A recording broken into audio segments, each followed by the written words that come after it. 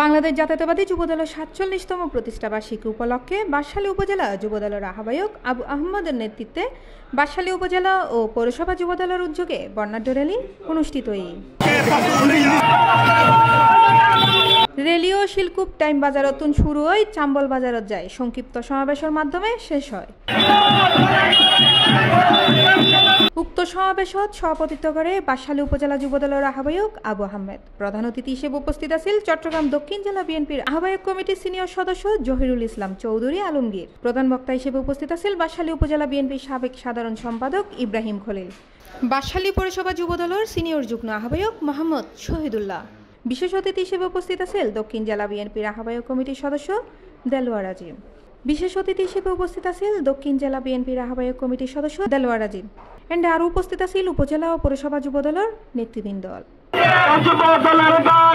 C plus TV, Chittagong.